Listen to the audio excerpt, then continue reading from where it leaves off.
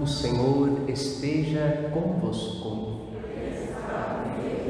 Proclamação do Evangelho de Jesus Cristo segundo Mateus.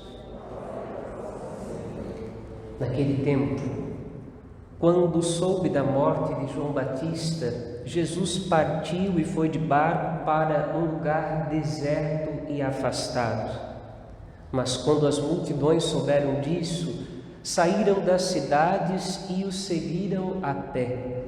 Ao sair do barco, Jesus viu uma grande multidão, encheu-se de compaixão por eles e curou os doentes que ali estavam.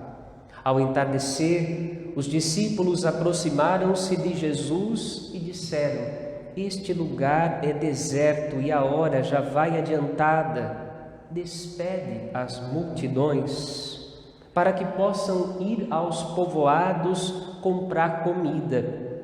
Jesus, porém, lhes disse: "Eles não precisam ir embora. Dai-lhes vós mesmos de comer." Os discípulos responderam: "Só temos aqui 5 pães e 2 peixes." Jesus disse: "Trazei-os aqui." Jesus mandou que as multidões se sentassem na grama. Então pegou os 5 pães e os 2 peixes, ergueu os olhos para o céu e pronunciou a bênção. Em seguida, partiu os pães e os deu aos discípulos. Os discípulos os distribuíram às multidões. Todos comeram e ficaram satisfeitos, e dos pedaços que sobraram, recolheram ainda 12 cestos cheios. E os que haviam comido eram mais ou menos 5.000 homens, sem contar mulheres e crianças. Palavra da salvação. Glória a vós, Senhor. Que as palavras do Santo Evangelho perdoem os nossos pecados, assim seja. Os queridos irmãos e irmãs, você também que participa pelas redes sociais desta Santa Missa, fica imaginando que se tivesse coronavírus no tempo de Jesus, ele estava perdido, porque 5.000 homens, sem contar mulheres e crianças, sentados na grama. Se isso não é aglomeração, eu não sei o que é aglomeração de pessoas. Mas havia um vírus muito pior naquele tempo, que era o Império Romano, e os cristãos testemunharam sua fé diante de uma perseguição e de um desafio muito maior do que o que nós estamos enfrentando hoje em dia. Mas quando eu leio esta passagem do Evangelho, eu me transporto para uma outra passagem do Antigo Testamento. Jesus aqui tem diante dos seus olhos uma multidão. Quando Jesus percebe a chegada desta multidão, mesmo ele querendo se afastar um pouco para rezar, Jesus dá atenção a essa multidão, cura os doentes, atende suas necessidades, prega para eles a palavra. Foi para isso que ele veio e ele faz. E diante desta necessidade material que os discípulos levam para Jesus, eles dizem a Jesus: "Senhor, este povo precisa comer. Manda eles ir embora para casa.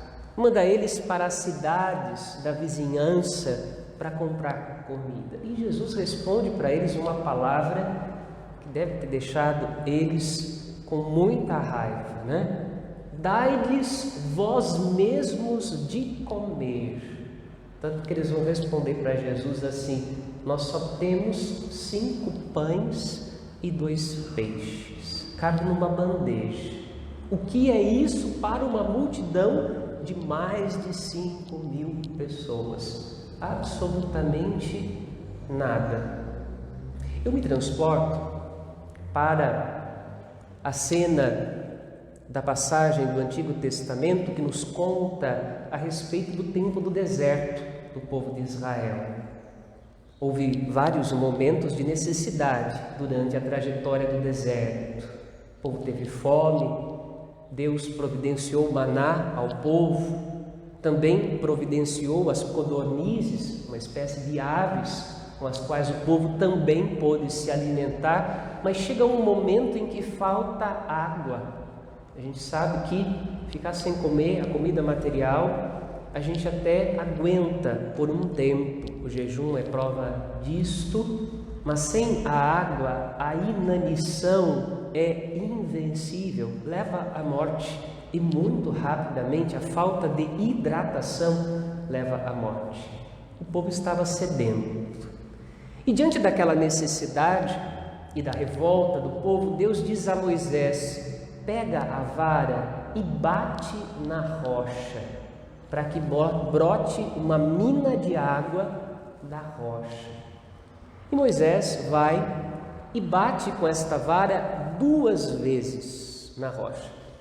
O livro do Deuteronômio vai dizer para nós que faltou fé para Moisés. Inclusive, por causa disso, Moisés não entrou na terra prometida com o povo de Israel, embora tivesse contemplado à distância a entrada da terra, mas ele acaba morrendo, sua vida termina antes de entrar na terra prometida.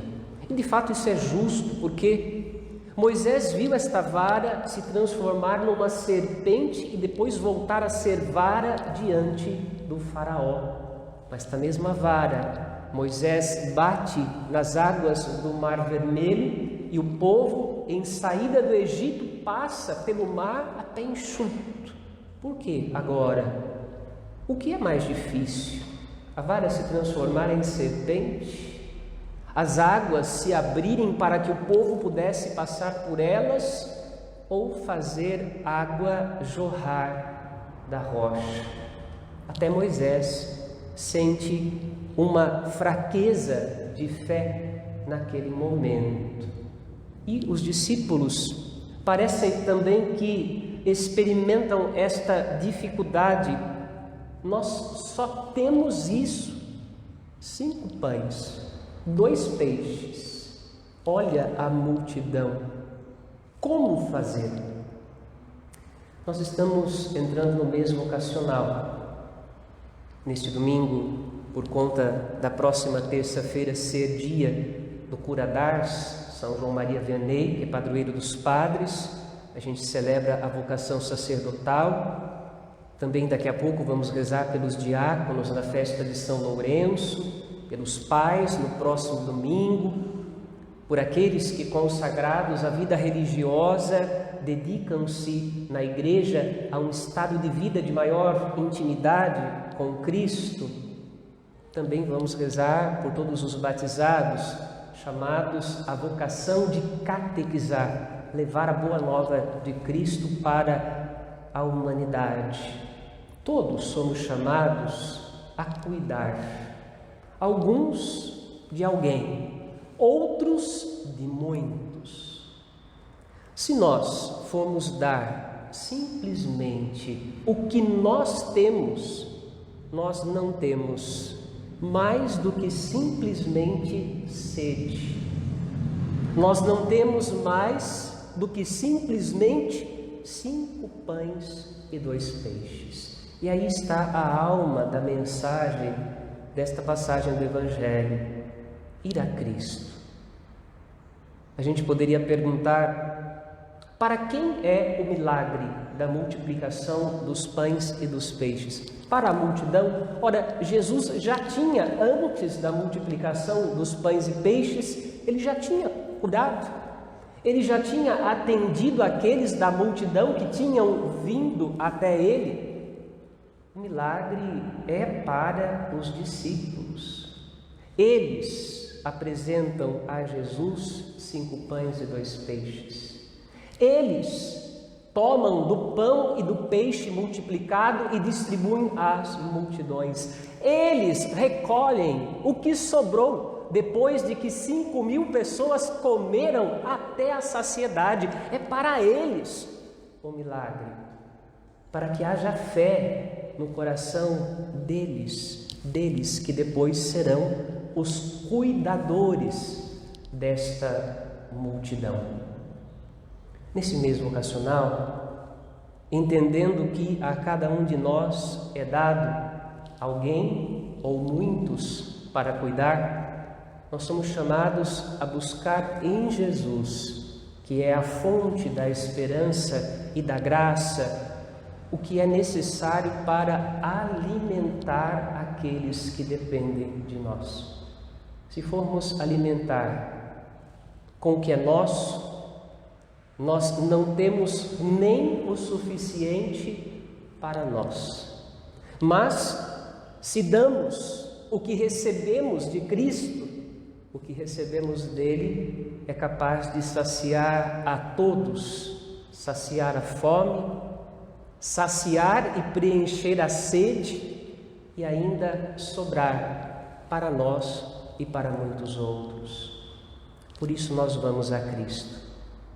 Vamos a Cristo na Eucaristia, vamos a Cristo na vida da comunidade cristã, vamos a Cristo no próximo também, servindo nas necessidades de cada um com a caridade que o próprio Jesus nos inspira.